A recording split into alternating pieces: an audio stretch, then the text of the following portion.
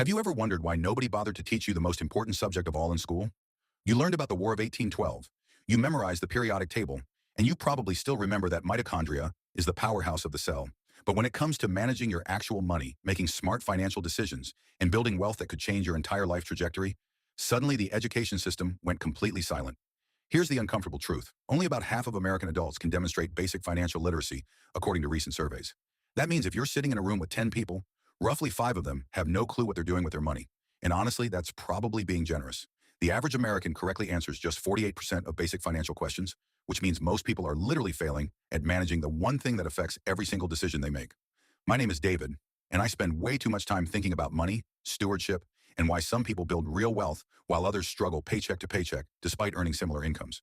What I've discovered is that the difference isn't luck, rich parents, or making six figures. The difference is financial literacy. And today I'm going to teach you everything they should have covered in school but never did. By the end of this video, you'll understand exactly where you stand financially right now, how to create a realistic plan that actually works for your situation, and most importantly, how to start building wealth even if you're currently living paycheck to paycheck. We're going to cover budgeting that doesn't feel like torture, emergency funds that actually protect you, debt strategies that make sense, investing basics that won't put you to sleep, and even whether you should buy or rent your next home. But here's what makes this different from every other financial advice video you've seen. We're not going to pretend everyone watching makes $100,000 a year or has wealthy parents who can bail them out. We're going to deal with real life, real budgets, and real challenges that actual people face every single day. As Luke 14:28 teaches, suppose one of you wants to build a tower. Won't you first sit down and estimate the cost to see if you have enough money to complete it? So if you're tired of feeling confused about money, frustrated by conflicting advice, or stressed about your financial future, make sure you stick around, because we're about to change that. And if this information helps you take control of your finances, hit that like button and subscribe, because your future self will thank you for it. Let's start with something that might make you uncomfortable but is absolutely essential. Understanding your current financial position. Most people have no idea where they actually stand financially, and that's like trying to navigate to a destination without knowing your starting point. You might think you know your situation, but unless you've done this exercise recently, you're probably wrong. Your financial position consists of 3 key numbers that paint the complete picture of your financial health. Your net worth, everything you own minus everything you owe. Your monthly cash flow, your income minus your expenses. Your financial runway, how long you could survive if your income disappeared tomorrow. Net worth tells you more about your financial progress than anything else. Add up the value of everything you own, checking, savings, retirement accounts, car, home, etc., and subtract everything you owe, credit cards, student loans, car payments, mortgage, etc. The resulting number is your net worth. According to the Federal Reserve, the median net worth for households under 35 is less than $39,000. If you're between 35 and 44, it's around $130,000. For 45 to 54, it's about $240,000. So if your net worth seems low, you're not alone. But now you know exactly where you stand. Monthly cash flow reveals whether you're moving forward or backward each month. Track every dollar that comes in and every dollar that goes out for at least one full month. Your income side is usually straightforward. The expenses side is where most people get shocked. If the number is positive, you have surplus cash flow. Fantastic. If it's negative, you're spending more than you earn. If it's zero, you're living paycheck to paycheck with no buffer. Proverbs 21:20 says, "The wise store up choice food and olive oil, but fools gulp theirs down."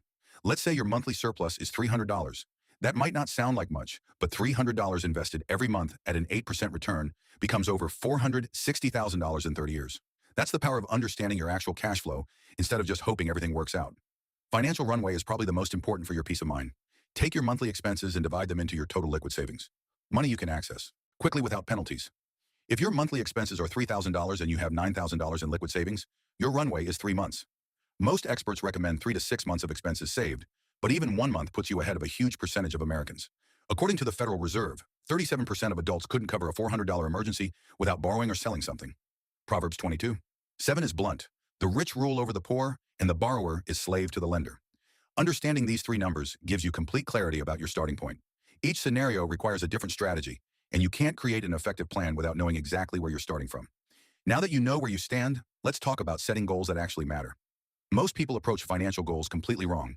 They pick arbitrary numbers like, "I want to save $10,000" without connecting those goals to what they actually want their life to look like. Effective financial goals start with your life goals, not random dollar amounts. What do you actually want? Security from emergencies? Freedom to take a job you enjoy? A home? To retire before you're too old to enjoy it? Once you know what you want your life to look like, you can reverse engineer the financial requirements. 1 Timothy 6:6 reminds us, "But godliness with contentment is great gain."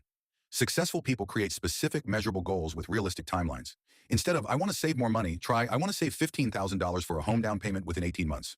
Your goals should also have different time horizons: short-term, next year; medium-term, 2 to 5 years; and long-term, retirement, children's education, financial independence. The beauty of having goals with different timelines is that you can make progress on multiple fronts simultaneously. Setting goals that matter also means being honest about your priorities. You might want to travel, buy a luxury car, own a home, and retire early. But unless you're earning massive amounts, you'll probably need to choose. People who try to do everything simultaneously often end up accomplishing nothing. Now let's talk about budgeting, or as I prefer to call it, your spending plan. Most budgets fail because they're too restrictive, too complicated, or completely disconnected from how people actually live. A good budget is actually the opposite of deprivation. It's permission to spend money on things you value while making sure you don't accidentally sabotage your future. Think of your budget as a spending plan rather than a restriction plan. You're not trying to minimize every expense. You're trying to maximize the value you get from every dollar while ensuring you're making progress toward your goals. The best budget is one you can actually stick to for months and years, not one that looks perfect on paper but falls apart after 2 weeks. Popular approaches include the 50-30-20 rule: 50% needs, 30% wants, 20% savings/debt, or zero-based budgeting. Every dollar gets assigned a job.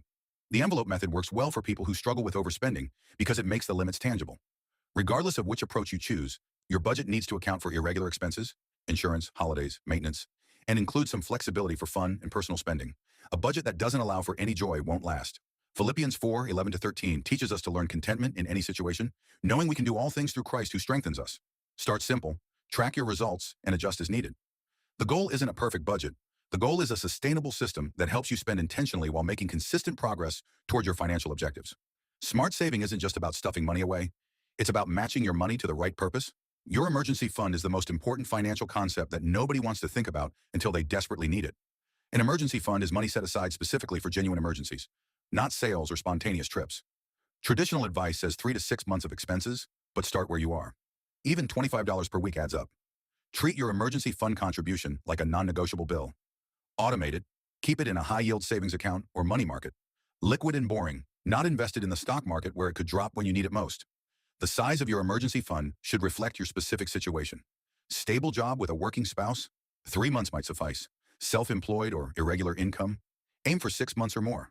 Once you have a solid emergency fund, you can think about other savings goals with different strategies. Final encouragement. Financial literacy isn't just about numbers.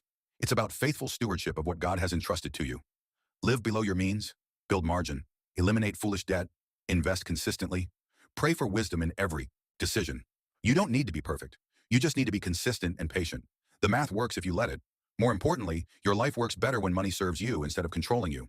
If this video helped you see money differently, hit like, subscribe, and turn on notifications. Drop a comment. What's one thing you're going to do differently with your money this month? May the Lord give you wisdom, discipline, contentment, and provision as you steward what He's given you. Shalom.